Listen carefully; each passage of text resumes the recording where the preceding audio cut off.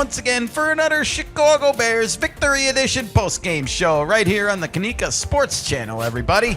I am your host, Kenny, and I am joined once again on this Victory Monday by my lovely co-host. She's the one, the only, Nika, everybody. Welcome to the show, Nika. Well, hello, Kenny, and hello to our new and returning listeners. Welcome to the Victory Monday. Indeed. Yes, it is. We are going to be talking about all the good, the bad, and the ugly from yesterday's Chicago Bears victory over the Steelers. But first, if this is your first time here, please do us a favor. Like this video, subscribe to the channel, and please ring that bell for our mascot, Frexy. Take a look at that. That is the #1 Bears fan doggo in all the lands. I promise you that. Thank you. Thank you indeed. 500 plus subscribers now. We have noticed. We appreciate the support. Yes, we do. All right. We are celebrating a win today. The Bears fought through some adversity yesterday, and they won a football game, everybody. And that there's nothing wrong with that. Nope. You never apologize for that. Win is a win. And you can see that this winning is starting to get infectious a little bit. And I think the players have bought into this. If they haven't bought in, they at least want to see Ben Johnson's next victory speech, right? I would imagine. These are some of the best highlights you can get, folks. He started his speech off yesterday with a hell yeah. I mean, like, talk about going stone cold Steve Austin on the locker room there for a second, right? Nice one. Somebody give me a hell yeah. Ben Yay. Johnson was there for it. And that's because the Bears, everybody, are in first place in the NFC North. And now holding on to the #3 spot, technically, according to the NFC standings right now. That's the #3 overall seed in the conference. And that would give them a home game in the first round of the playoffs if the season ended today. But there are 6 more games, and those are going to be huge games because if you do look at those standings, the Packers, 7-3-1. Literally like a half game behind us. Mm-hmm. The Lions, 7-4-0, literally a game behind us. And, well, the Lions play on Thanksgiving. The Bears have to play the Eagles this Thanksgiving. More about that in a minute. Because as you can see, the Bears and the Eagles are both 8-3. Wow.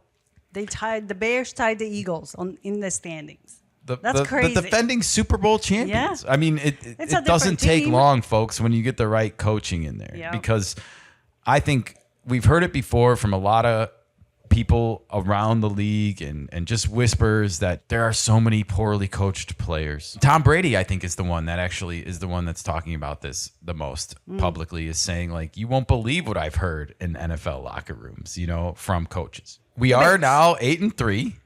Things are getting exciting, I would say, over here, Nika. And the remaining schedule is not easy, but excitement is definitely building. The players have begun to believe, and the positive effects of that are going to be felt not just for the rest of this season, but potentially for years to come in the future. You have so many young players on this team, and we're going to talk about that in a second. Let's start with the good in this game, everybody. The Bears fought through some big-time adversity in this game, and they won a football game. And that's always good. You don't apologize for that. Absolutely not. Win is a win. I know Aaron Rodgers didn't play. I know that Joe Burrow didn't play for Cincinnati. I know Lamar Jackson didn't play for Baltimore. I don't care. All I care about is that the Bears are 8-3, everybody. I want to give a huge shout-out right away to Ozzie Trapillo, everyone. Oh. Ozzie Trapillo gets the Pro Football Focus highest grade for the offensive line on the Bears this week with a 79.6. Just by comparison, Joe Thuney got a 79.3. He's the all-pro veteran we signed in the offseason, if you weren't aware, as a guard. I don't think anyone had this on their bingo card going in. Theo Benedict, unfortunately, could not go yesterday. He had won the starting left tackle job. Ozzie Trapillo, I think there was reservations about putting him at left tackle because he's always played right tackle in his life. And it's like kind of driving on the other side of the road in Europe. It takes you a second to get your bearings and adjust. So they were hesitant to move him there. now this opportunity came up and he had no choice but to kind of play there. Yeah, it worked out. And he did really well. He did. So this is like a new thing that the Bears kind of have that they weren't necessarily expecting to have going down the stretch. You can never have enough depth. You can never have enough of holes to fill, as we saw in the defense, which we're going to talk about in a second. But this is just huge, you know. Is he going to stay in this position? I feel like you kind of have no choice but to be like, either tell Theo to take his time coming back. I don't know if you want to set a precedent that you're replaceable, but I think you have to make exceptions to everything in life. And the running game wasn't as effective as it has been yesterday. And I don't know if that's because of the fact that Ozzie was playing and and they weren't gelled together as a unit yet, like they had been. Okay. So that may be a factor in Ben Johnson's decision making going forward, because he does like to run the ball, and if he feels that Theo is going to give them a better chance to run the ball just because of cohesiveness, then that's what will happen. But it's either way, this is starting to look like a better and better draft for the Chicago Bears, you know, going forward into the future, because A, we weren't supposed to be 8-3, or nobody really expected it. And B, you now have Colston Loveland, Luther Burden, Ozzie Trapillo, Kyle Monangai, Luke Newman played 22 snaps yesterday. The 190-something overall pick in the draft played 22 snaps in a Week 12 game in which your team is 8-3. I mean, it just shows the depth of the Bears team. Absolutely. Ruben Hippolyte starting at linebacker yesterday, stepping up. He did leave injured, but he got a couple tackles in the box score. And just the way the defense stepped up and came together. Montez Sweat gets a game ball from Coach Johnson here. DeMarco Jackson, who we mentioned, gets a game ball here from Coach Johnson with 15 total tackles yesterday. Huge. We had Eamon Agbangbamia. Nice. Agbangbamia. I think I said it right the second time. He gets 14 total tackles yesterday. So you have these guys stepping up and filling in. That's a sign of a strong team, I feel like. Absolutely. And then coaching. Okay. Yeah. Coaching shows. It's really, really reflective on the field, how the players play. Absolutely. Montez Sweat wins player of the game on social media. And here we have Caleb Williams and Ozzie Trapillo hugging it out after the game. You know, it's nice to see that Caleb recognizes Ozzie's contribution into the game, you know, even though he didn't get a game ball. He knew that he stepped up and had a big game. But I do want to say Caleb threw 3 touchdowns yesterday, as I predicted. Oh, wow. Yes. Woo. Yep, I said I didn't know how they were going to come, but you know, he got 3. He got 3. I win the prediction game a little bit. All right. We're going to talk more about Caleb later, but the last good thing I want to say is the Bears scored an early touchdown in this game after getting a big turnover early in the game, and I thought that was always a good sign. You know, I like to see the Bears score early in games and score touchdowns. Yes. It shows me that they had an effective game plan coming into the game, and that you're putting pressure on the other team to now adjust mid-game. Instead of them sticking to their game plan until you adjust, you're forcing them to adjust early, and that's winning football right there. So, all right, well, we went through the good. Let's switch our attentions a little bit to the bad in this game, everybody. And my notes are getting thinner when we win games, but really, this was another game when you go back and look at the box score where the Bears just could not put the Steelers away, you know? And it came down to the end again. Like, do we have to be the cardiac Bears every week? You know, I kind of wrote that in my notes because, no offense, like, we just don't want our fans to start dying off because of heart attacks because these games are too stressful, you know? Like, I mean, there's only one game a week. It's not like you get to play again tomorrow. You have a whole week to recover from the excitement. Yeah, but sometimes you need more than a week to recover from a heart attack. That's what I mean. Okay, good point. It's a joke, but I know. I just wish for once that we could put a team away and not have it become such a nail biter down the stretch. That comes with the experience. It does. I know. And this is a very youthful team, you know, despite the fact that they have some veteran talent like DJ Moore and Montez Sweat. They are mostly young professionals. Joe Tooney also comes to mind. But nevertheless, the other thing is our running game probably had its worst game in a while. In fact, the Steelers almost doubled us up. They actually more than doubled us up, I think. Maybe. Almost. 186 rushing yards for the Steelers to our 99 only. We didn't even get 100 yards on the ground. We'd been getting a bunch of yards rushing. We'd been getting like 125, 140. We had 176 one week. And so now we got 90. Again, I don't know if this is because Ozzie Trapillo played and running blocking more than pass blocking requires some cohesiveness amongst the linemen. Sure, but also the Steelers' defense is a lot better than the teams that the Bears have faced.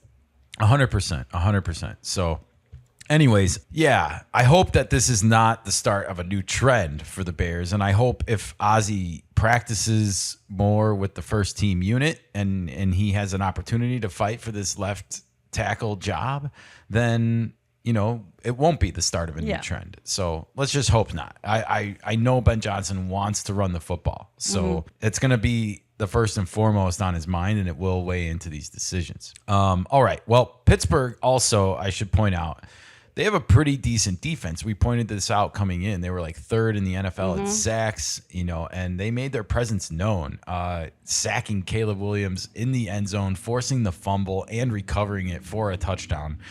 Doesn't get much uglier than that, folks. And people were probably rightfully so criticizing Caleb Williams for this. It was not a good play, you know, but it's just one play of many. And it gets overemphasized that like, look, we're right. He's going to be a bust. No, that's not what this means. And oh, by the way, TJ Watt, who got the sack on that play, he became like, he passed he's like the all-time sacks leader as a result of this. It's not like he's never sacked the quarterback before. So let's stop kidding ourselves. Yeah. The only other bad thing I wanted to mention is that I'm just kind of sad Aaron Rodgers didn't play. No. You know, I wanted him to play, and I wanted him to be on the receiving end of a loss on the way out. It would have had more historical significance to it. It definitely would have had more drama, I think. Sure. The game kind of became not boring per se, but I think it was not a boring game. Mason Rudolph just isn't the sexy name, and Aaron Rodgers will probably stretch the field more than he would. But nevertheless, you got to give Pittsburgh credit too, because they fought hard in this game. They didn't want to lose. I was nervous. You know, I thought we were gonna find a way to lose this game. Honestly, it didn't happen. The Bears win, and Aaron Rodgers was not on the field with a chance to win the game. Probably, thank goodness, because I feel like his old genes would have kicked in, and his muscle memory, like, oh, it's the fourth quarter in Chicago. Check out, time for a comeback. We did not see it. I'm kind of glad he didn't play in retrospect. But sure, it could have been ugly. I was sad that he wasn't playing when the game started. Okay. So. All right. Well, I want to talk about the ugly, and this is probably going to sound like a double negative at first, but my ugly is going to be Caleb Williams in this game. Okay. And this is because despite getting a strong game from Caleb, his completion percentage was down to 54%. I had said this is when we were going to go above 60. Now, Pro Football Focus, they did have his adjusted completion percentage, which I believe factors in like all the drops and plays that should have been made. At 64%. So he would have been over 60, I guess, if everyone else would have played perfect, but nobody's perfect. Nobody. And so, and that includes Caleb Williams. And I guess I'm just sick of the drama. I'm sick of the week-to-week Caleb critiques. Stop with the week-to-week Caleb critiques. I hate it. It's like every game is like the most important game of his career now. Are you criticizing the media or are you criticizing the fans? I'm criticizing a little bit of the media and the fans. I mean, I can't call out any specific fans on social media. You know, like that's whatever. But I do see a lot of faceless accounts tweeting garbage into the universe, and it's annoying and frustrating. And I just feel like, you know, Caleb could have 8 Super Bowl rings under his belt, and you would still be seeing this BS. Or like, oh, for the last 8 years, he's just gotten lucky and played against teams with injured quarterbacks or injured this or injured that. It's like, oh, so you're fighting the trolls. Every team has injuries at this point, but not just the trolls. Then you have real media people trolling. You have like, here, I want to point this out. You have Dan Bernstein and Matt Abatacola who are famously from 670 The Score. They are not on The Score anymore. Sorry, Dan. You lost your job because you were an ass on Twitter. Probably rightfully so. And now you're being an ass on your new show, 312 Sports Chicago or whatever it is. This is what they had to say on their post-game show yesterday afternoon. I didn't think he was that good, Dan Bernstein. He wasn't good, Matt Abatacola. Dan and Matt on Caleb Williams' game against the Steelers. This is literally from their own account. This is them saying this. And I'm just wondering, how does a guy who has the stats, 38 dropbacks, 35 attempts, 19 completions, okay, 54%, not the greatest completion percentage, 240 yards, 3 touchdown passes, no interceptions, 104.5 quarterback rating, and that's a bad game. No, it's not a bad game. Is it a great game? No, but it's a good game. It's a good game in the NFL. Stop this bullshit, man. I know. I don't think he was that good. Go watch another game then, you idiot. I mean, I don't know if you're just being old and dramatic on purpose at this point, or if you just buying into this instant gratification culture media. Like, get off your high horse, dude. Were you perfect on the radio when you were 22, right out of college, and like you did your first show? Like, you were perfect. You were as good as you were when you were 50. Give me a damn break. And he doesn't even get to have a career until he's 50. You spoiled son of a bitch. I hate you, Dan Bernstein. I used to admire you and like you. I fucking hate you these days. You are such a what's the word I'm looking for? A maniacal ass. He's just salty. Salty because he lost his job at the Score. I don't know who funds this 312 Sports Chicago, but you made a bad investment.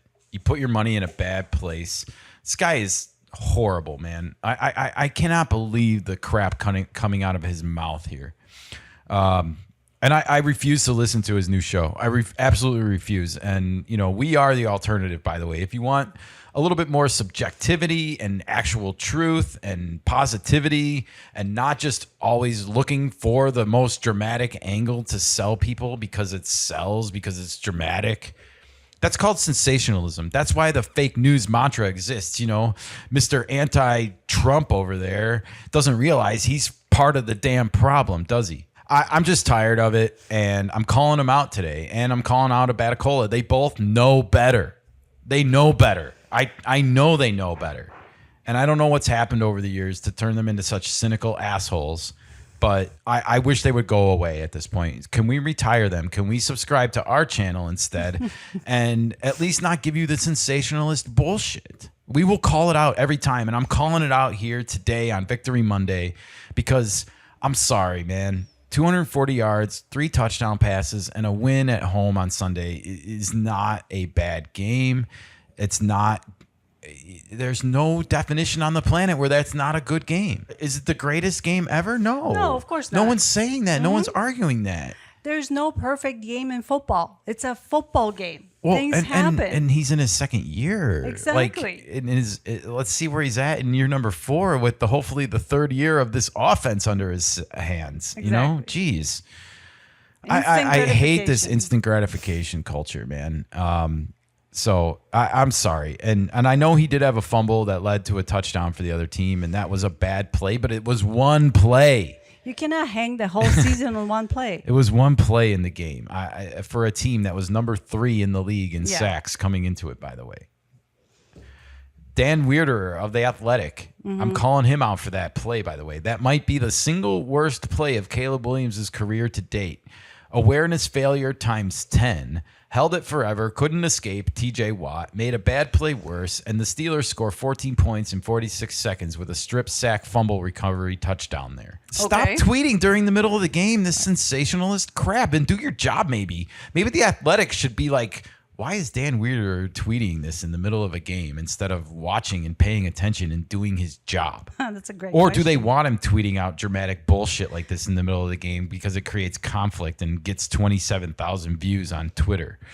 Potentially, sure. I mean, it's just, it never ends. I think all this sports reporting, reacting in real time on Twitter should stop. It should stop. because you don't know what to watch. Let the fans react on Twitter Yeah. and be idiots and goofballs. But you guys, you're buying into that, and you're making yourselves look like asses. I'm sorry. Not sorry. Good advice. Can we enjoy this in real time ever without questioning it for one game? Look at this, Nika. Caleb Williams, the last 4 games, 355 yards, 4 touchdowns, win. 283 yards, 2 touchdowns, win. 219 yards, no touchdowns, no interceptions, win. 260 yards, 3 touchdowns, no interceptions, and a win. FanDuel of all people, the gambling website tweets, stop doubting him. Yes, Right. Please stop it for one damn week. Not every week is going to determine his future, okay? It's crazy. No matter how hard you cry to the heavens about it, it's not going to happen. Those are the same people that will never be satisfied with anything that he does. It just feels like they're really, really reaching sometimes to find reasons to just be negative about Caleb Williams, anything. And yet I could really make a strong argument to say a guy who did give up a fumble and a touchdown that was his own fault in the first quarter, probably feels bad about it or whatever, but like he bounced back. He did. You know? He came back.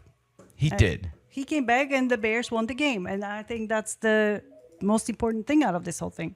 Absolutely, they did. And that's what it's about at the end of the day. So that's my message to the media. Please stop trying to make drama happen.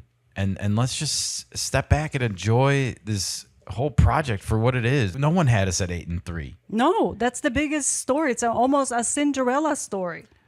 I mean, it's At this just point. great that this team is buying in, and it has been a team effort. Absolutely. You know, Caleb hasn't played even good every game this year. We know it. We've seen it with our own eyes. We've called it out when it's not been good. Yesterday was not that. That's all I'm trying to say. All right, well, I got a fun little reminder before we get out of here. Oh, Tomorrow, everybody, is the debut of The Shuffle on HBO and Max. I don't know what it's called anymore, but you need to have HBO or HBO Max or whatever to watch it.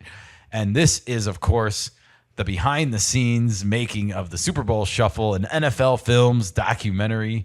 We're going back to 1985, everybody. Woo! oh, nice. And I'm excited. I'm going to watch this, and just as a film editor, we are going to take a look at this and probably review it on the channel. Is that a movie or a series? You know, it says documentary. It doesn't say series. I think it's a one-off. Oh, And good. I wouldn't be surprised. It doesn't need to be a series. This isn't like even a documentary about the 85 Bears. I could make an argument there's probably enough content to make it a series, but this is not that. This is Okay. a one-off. This is about the Super Bowl Shuffle and how it was actually recorded before the Super Bowl and how that put a little bit of pressure No, of course. on Okay. the team to win that Super Bowl, which they did. So cool story. Can't wait to watch it. Can't wait to check it out. And you know who else was in the mood? It was Mike Singletary himself, the linebacker, big and bold in the middle. Nice. Number 50 was at the game yesterday. Nice to see him at Soldier Field, looking healthy, by the way. He does. So good to see him. And we're going to see him in that documentary for sure. And that's coming out tomorrow? That comes out tomorrow. And then we have, of course, the big matchup this week, 8-3 versus 8-3. The Bears versus the Eagles in Philly That's going to be a on tough one. Black Friday. I mean, you remember how Philadelphia treated Santa Claus all those years ago. If you don't know what I'm talking about, just Google it. Funny story there. But yeah, this is going to be a tough game. And it comes on the year anniversary of the firing of Matt Eberflus. Oh, wow. So the Eagles coming off a loss at Dallas, defensive coordinator Matt Eberflus. We have all these degrees of separation here. This is going to be a huge test for the Bears team playing the defending Super Bowl champs on the road on Black Friday, national game.